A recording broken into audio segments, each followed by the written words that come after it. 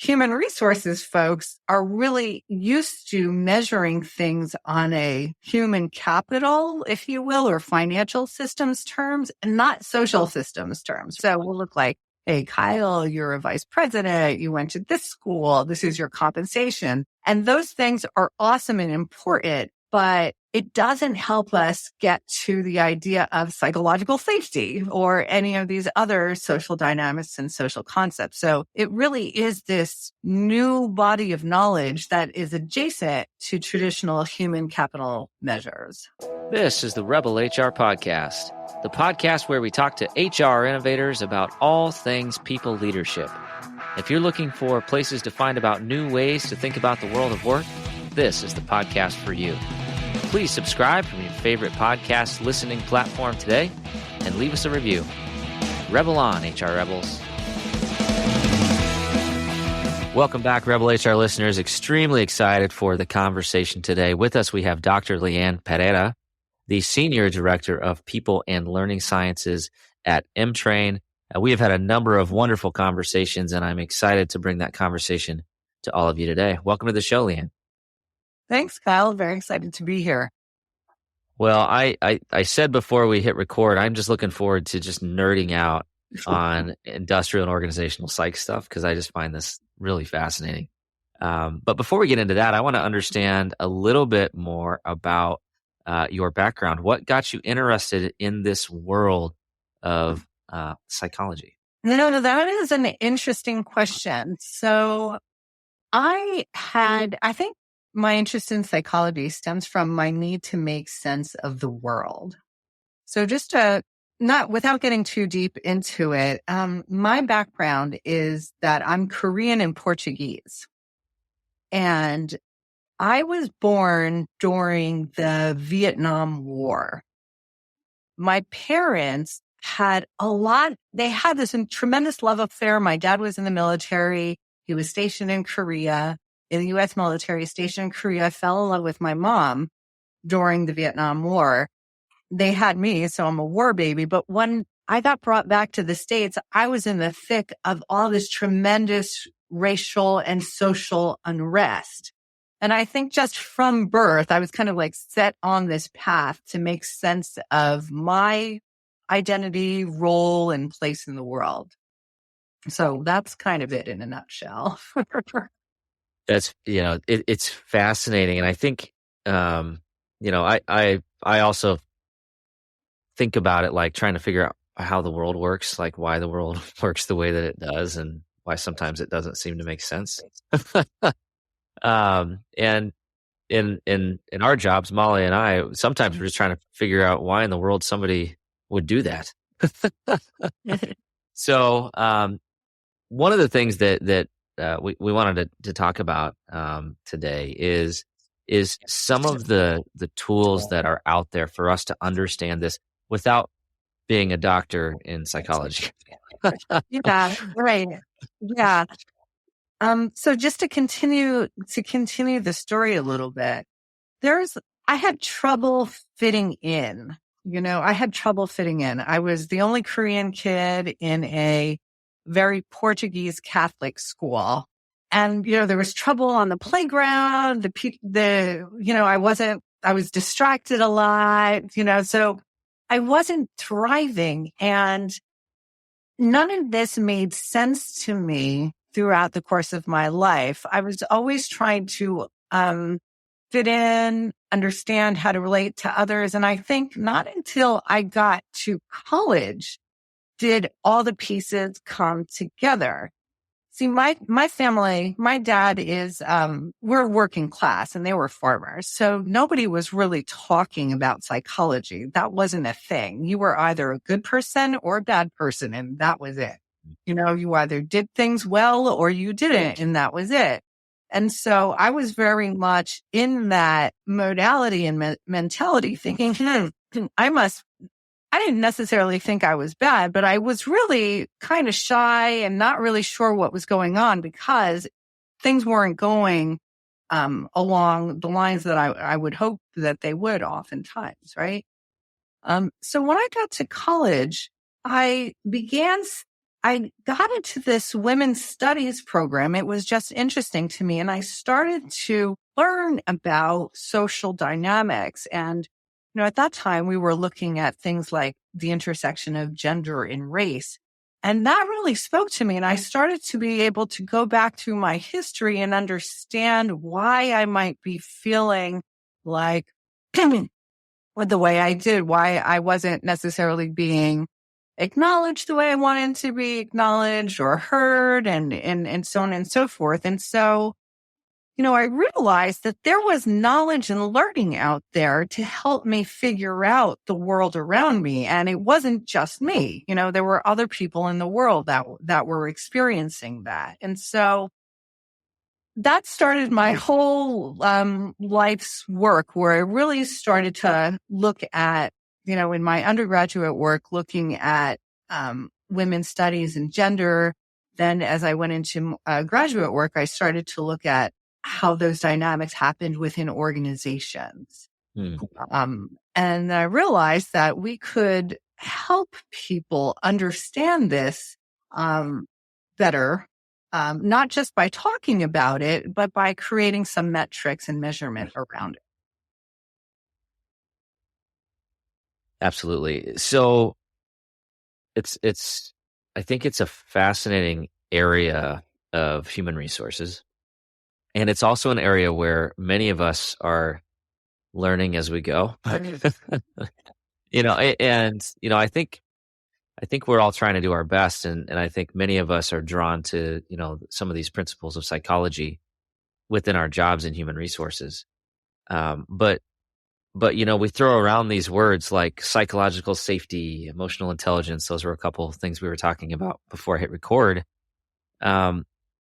Without necessarily understanding all of the science behind it, honestly. And quite frankly, there's just a bunch of these things just become like buzzwords, right?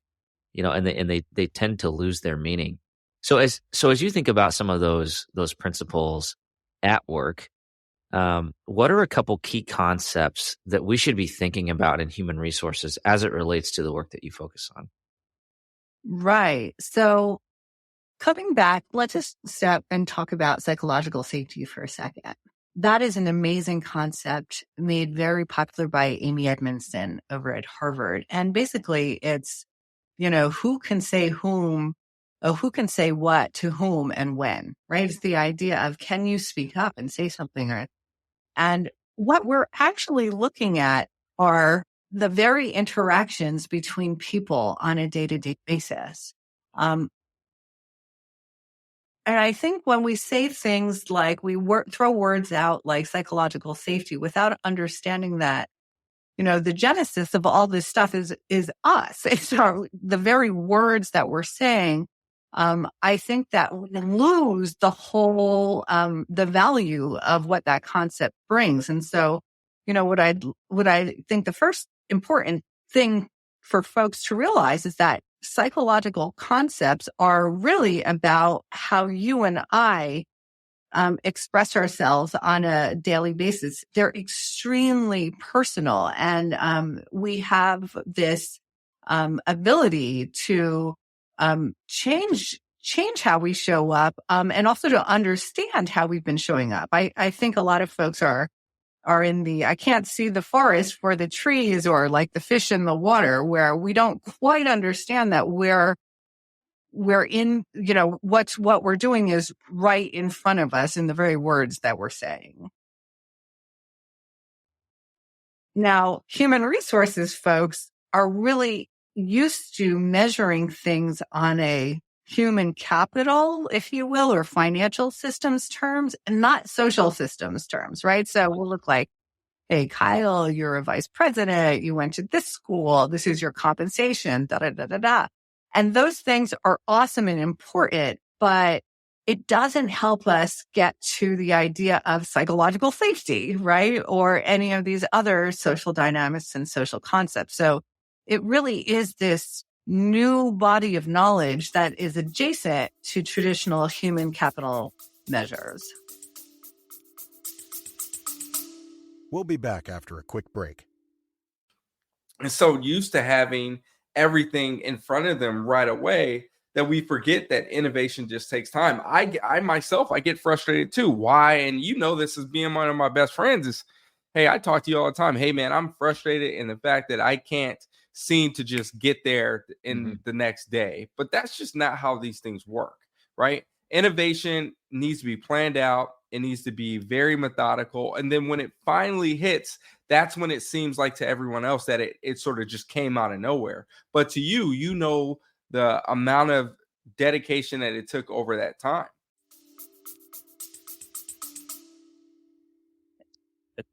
That's a really interesting concept. I hadn't ever really thought about it that way.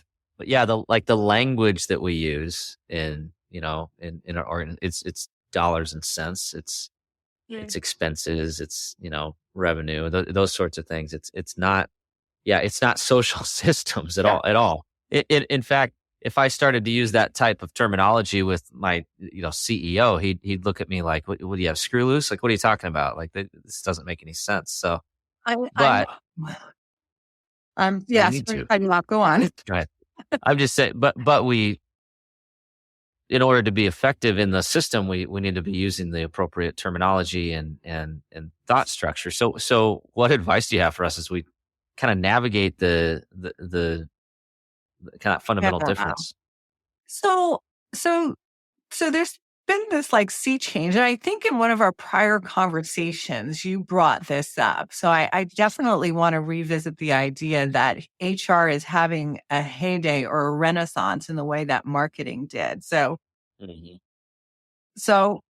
I don't want to put words in your mouth, but I'd be like, can you just refresh what you said? Because I really loved it. Yeah.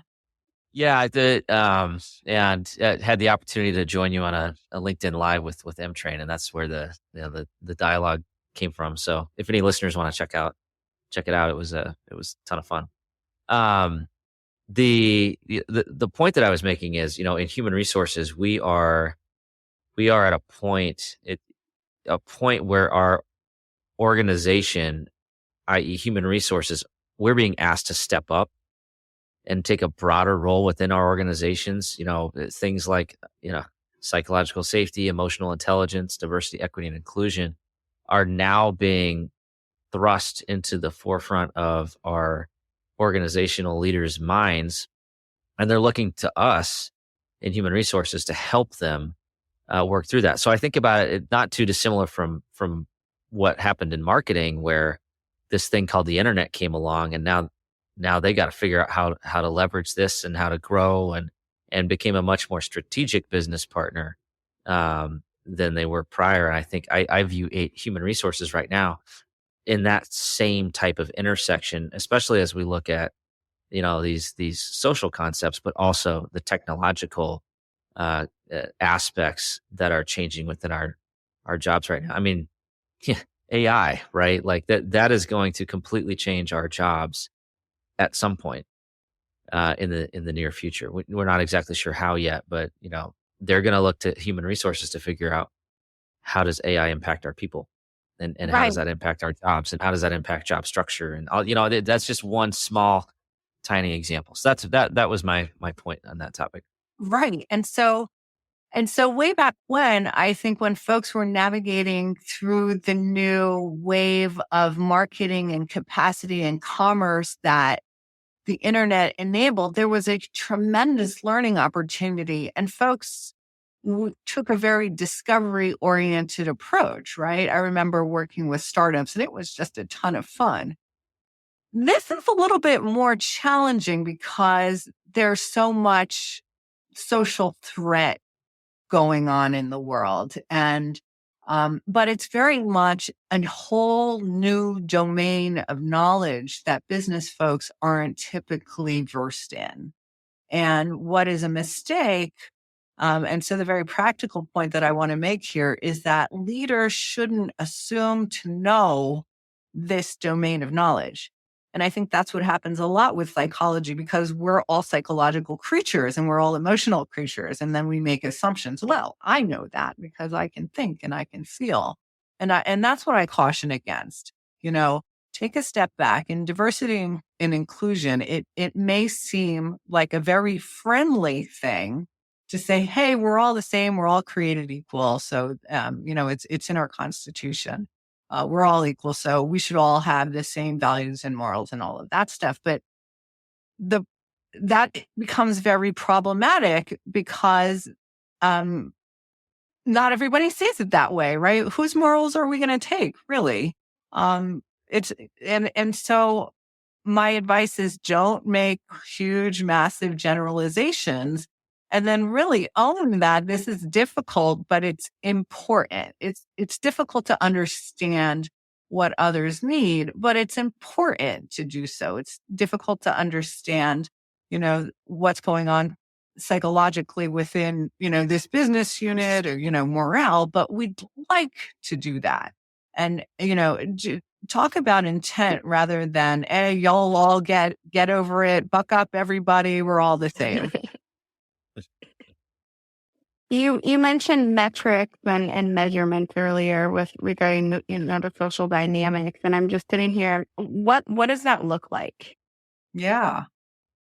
So we develop a list of questions that we ask folks. It's a survey, but it's a little bit different from a survey because we do a lot of analysis behind it to see whether or not this is what we would call a validated instrument.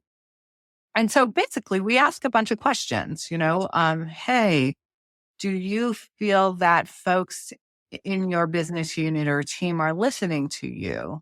Are they asking leading questions, or do they sit back to reflect with you? We try to ask at the level of social interaction. And when we do that, we gather a bunch of data, and then we can present those data under what we call a workplace social indicator. So that one would be around curiosity. And are folks exhibiting curiosity? I love that word, curiosity. I think it's so powerful. Okay, so then, you get this feedback, you get this data, and us in HR, right? Usually we're only one person or one unit. What do we do with that? How can we in HR drive, not just like the checkbox, sure, we're going to get training, right? But how can we really drive that change in our social dynamics within our organization? Yeah. So we all know that, 5 minutes, an hour of training does nothing. And when you get survey results, you look at it and you throw it on your desk, and 5 minutes later you forget. Right. But what we're saying is we accept all of that. I know that's true. We provide you with a survey. We would recommend a sort of training afterward. And then we would recommend to HR groups to follow up with strategic interventions like, do you have a flex time policy to help people who are, parenting and all of those things? So we're trying to address problems at a systems level, a team level, and interpersonal level. And to tell you the truth, there's just, there's no way, or there's no automation button. Like there's just no automation button. We're giving you the tools to do the work, but it's very much a lot of work. There's just no way around that. That's not good news for the single HR person. And here's the other thing. It's not the HR person's job per se. I mean, it's like as HR, you could recommend the best tools and you can help draft the policies and you can look at compensation and time off. But every single person in that org, especially every manager, needs to do that job. It's their job to manage the people, right? And so we provide the tools and the resources and the guidance for them to do it. Measurement is very much a part of that, and so is education. Strategic interventions. I love that concept. Yeah, I like that. That's a very HR branding of that. Yeah. So I think this is a really interesting topic, and and you said it yourself. That this is work. This is hard work, right? And a lot of times, you talk about doing the work, quote, doing the work, but so often we don't know where to start, right? And so I'm curious as you look at some of the data that you can gather with this approach, and as you think about the limited capacity that some of us have to do uh, this type of work, where would your advice be as far Yeah. as focus should be at, and where we should really be spending our time and energy? I think it depends on whatever. So if you look at whatever is currently in front of you, I know all managers always have to work with conflicts in their teams, right? And so I would I would think that they could take a step back. First of all, I think everybody needs some baseline of training and awareness of these topics and issues, especially if you have a diverse team, right? You have men, women on your team. You have blacks, Asians, whites on your team. Take a step back and realize that your assumptions are probably wrong about what's going on. I mean, it's not that they're completely wrong, but they're probably not fully right. And so I think that humility, you hear that again, another word that gets bandied around a lot with emotional intelligence is humility. But the humility is that, if you have diversity and conflict on your team, chances are you're not going to have the full information, and it's going to take um, more analysis than you think, and more conversations than you would not necessarily do to get that situation right.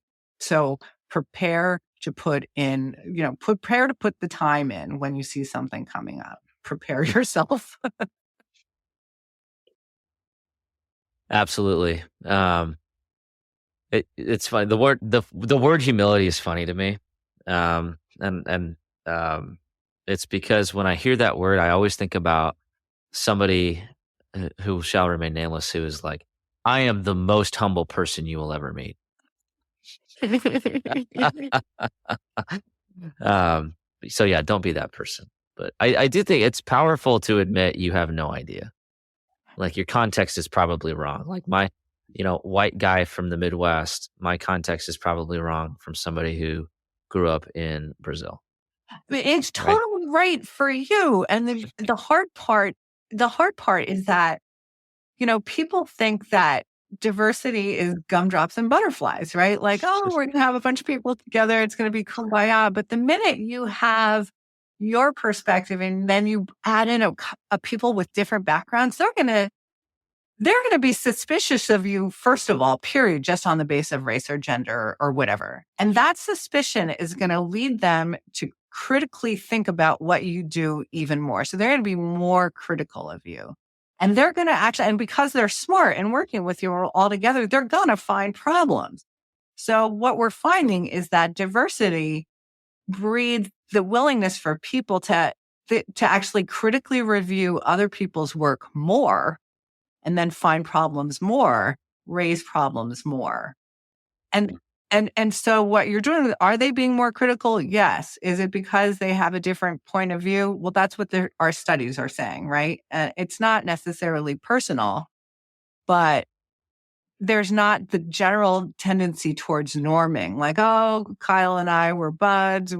I could just accept what he says, whatever. It's not that social distance is there. The social distance is real, and that breeds more critical thinking and more conflict. And so that's actually the good conflict that people want. The problem is people take it personally. So, there's an interesting dynamic.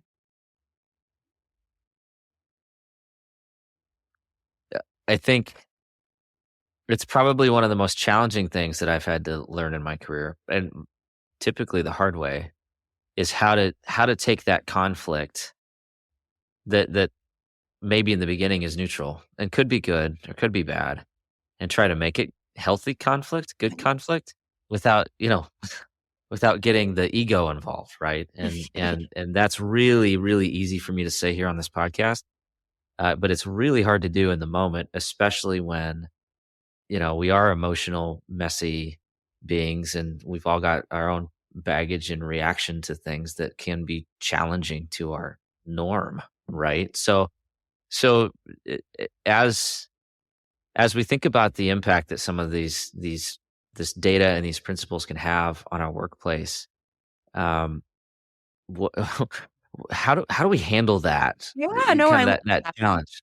So, I mean, right there, like you said, there's something that you get a conflict, and right there, the concept of psychological safety comes in. Boom. What are you going to do?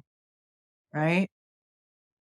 And there's no one, I think people assume there's one right way, and there's none. There are as many right ways as there are people. But to your point, it's like the awareness that this is the challenge, that this is actually the work. This is what psychological safety is about. What your response is going to be when you face that conflict is the first step, right? And to realize you could make it personal, but that's probably not going to get you what you want, right? So, what are other ways of seeing this?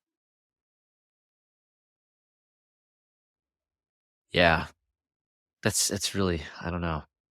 I learned that the hard way, and I'm just an emotional person. So, it's like controlling that is really hard. And like compartmentalizing that is really hard. And it's trying to find the balance between, how do you not take things personally when you naturally feel like you should. So, Um, I smart. totally no, I totally think that's awesome. And sorry, I'm like jumping in because I'm excited. So that's the next horizon that I'm personally exploring, and through our content team at Emtrain, is that it's so ridiculous for people not to get personally involved, and they get upset, and the negative feelings and the social conflict is very much part of the journey. And so that's another thing. That's another concept is, yeah, somebody's going to get mad if you challenge them and they take it personally. But if we build that expectation and awareness in, then people start to be able to self-regulate a little bit more, because there's this awareness, this meta awareness, if you will, right? They're aware of their reactions, and they start to see it as normal, and we normalize the conflict so that people can not avoid it, right? To really like lean in, stay present, think through it, because the conflict is very real and very normal. Yeah, and it's going to happen, and it's going to continue to happen. So if we can help our team navigate through that in a productive and healthy way, I think that's so powerful for just the organization as a whole. Right. And I think, especially when it comes to things around diversity and inclusion, the idea is, hey, let's just shut it down and kumbaya. And the fact of the matter, that's not going to happen. People want to be acknowledged. They want their race and their gender to be acknowledged, right? So we can't pretend that, hey, no, everybody's the same. There is no right answer other than, hey, hang in there and acknowledge the trouble and commit to doing the work. And I tell you, I say this, and as a people leader, this takes time, and you have so much other stuff to do. Your CEO is like, where are the numbers? And and although the CEO may not articulate and use these psychological terms, I don't think a person gets to be in such a position of influence and leadership if they don't live these things, right? Like generally, they probably have a pretty good idea of what you're going to be talking about to them as an HR person when you bring these ideas up. So that's the right spot. Absolutely. I do think, this is also one of those areas where if you aren't educated on these topics, if you aren't, doing the work to truly understand what psychological safety means, to truly understand what emotional intelligence looks like, and how to help your leaders with that, then who in your organization is, right? Like this is, I view this as like, this is how you get the respect and support from your team, is by being a subject matter expert, or as close as you can get to it, on some of these topics, and thinking about the workplace in this lens, because I can guarantee you that most individuals are probably not. And that's, again, I think that's a differentiator for our function, right? That we can work on. I completely agree, Colin. I think that's the next horizon for HR folks. I mean, you can, you start out in HR and you're maybe an analyst or an admin, but if you really want to progress as a leader, you need to know this stuff, and you need to, and it's not just academic, right? You have to be a practitioner of it. Yeah. Yeah. And you I'm need chuckling. to address it and take action. I mean, I've walked away from several conversations in my career, where I've witnessed two people maybe not engaging in a healthy way. And I'm like, oh, well, I didn't like that happened. But then I'm like, who's going to address that? Well, I think that should be me. I think I'm the one that should probably say something. So I think taking action to make change is crucial. And the humility, because how do you know you're taking the right action, right? So especially when it's a very complicated situation and you have multiple identities and all kinds of things going on, it's you never know if you're doing the right thing. I think HR folks need a community of practitioners around them to talk this stuff out, which is why you have a show. Absolutely. Yeah. We're trying to make it psychologically safe. I guess there's probably nothing safer than you can talk at the podcast and nobody will hear you, but you can talk at us if you'd like. So I'm just going to open it up. Okay, listeners, just, yell whatever you want at us. You just let it out. Let's work through this. I love it. That's awesome. Oh, I just think, we're just barely scratching the surface here. I think this is just such a fascinating topic, but I think we've kind of come back to this theme here a couple different times. It does take work. It takes, intentional work. And it's really complex. There's really not a right answer.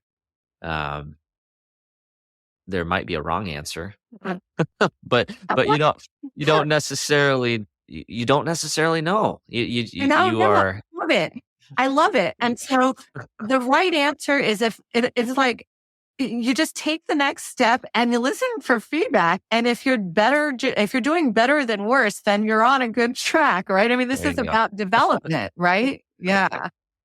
Right. And I think the opportunity to have a little bit of grace with ourselves. We're not going to be perfect in these interactions all the time either, but if we can be have some self awareness and accountability and humility, we can do this. We can do the work. And recovery, because I know from personal experience, sometimes you get in it and you really don't know if you're doing the right thing and you don't know if you're making it worse. And sometimes people tell you, hey, Leann, you're making it worse. And you just have to find a way. You have to really be able to take care of yourself and personally recover, because this stuff is hard work. It's really hard work. Absolutely. All right. Well, this has been an amazing conversation. We are going to shift gears. We're going to go into the Rebel HR Flash Round. Are you ready? Yeah. Okay, perfect. Question number 1. Where does HR need to rebel? HR needs to rebel in knowing that, in assuming that, here, I'm messing up your flash round. I'm sorry. That's okay. We can't assume that we can take care of all of this stuff with a policy or, with a quick turnaround. This is not transactional. So HR needs to rebel and really stepping up and owning that this is a whole new area and whole new domain. This came up on last week's episode too. A handbook never drove employee engagement. No. But it feels good when we check it off the list, right? But that's not the work. No.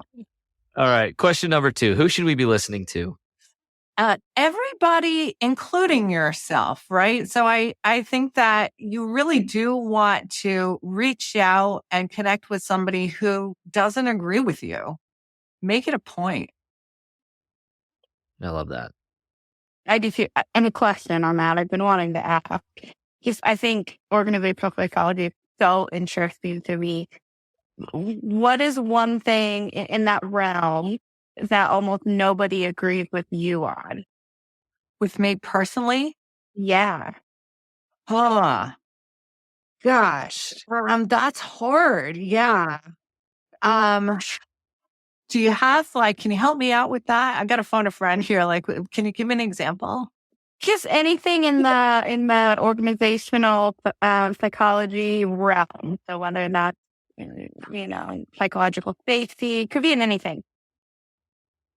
I'm gonna say, I think as a practitioner, I'll tell you where I face the most challenge.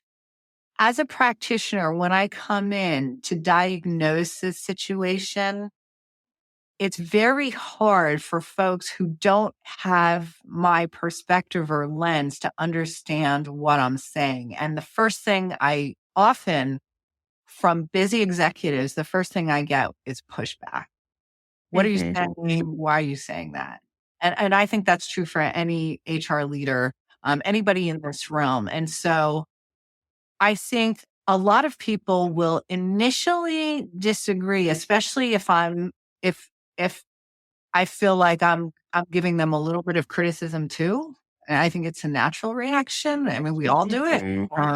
And so it takes a lot of patience and persistence and framing to be able to communicate it right and have it land in a way that it's productive. If it's hard to do. It's super hard to do. Why we need you in this world. We need more practitioners. Everyone, please read up on psychology. Well, we're doing our best right now to try to help people with that. So appreciate that. All right. So, just wonderful content. I know that you put out a lot of content with Emtrain and are very active in that space. So how can our listeners connect with you, learn more, and continue to build this knowledge? Yeah, definitely. So my whole raison d'existence, if you will, whatever, my whole thing is I spend all my time, even free time, trying to find ways to make it easy for people to learn these concepts. Emtrain.com has a ton of content. Companies can buy it. We have videos that model the best practice. So you can go youtube.com, Emtrain, and look at some resources there, or you can email me, Pereira, Pereira, at Emtrain.com. Absolutely. We will have that information in the show notes. So open up your podcast player, click in. Leann, it's just been absolutely wonderful reconnecting with you. Thank you for sharing some of this wonderful work and knowledge with us. And I guarantee you helped some folks today. Awesome. Thanks, Kyle and Molly. It's super fun to talk with you. Always a pleasure. Thanks. All right. That does it for the Rebel HR podcast. Big thank you to our guests. Follow us on Facebook at Rebel HR Podcast, Twitter at Rebel HR Guy, or see our website at rebelhumanresources.com. The views and opinions expressed by Rebel HR Podcast are those of the authors and do not necessarily reflect the official policy or position of any of the organizations that we represent. No animals were harmed during the filming of this podcast. Baby.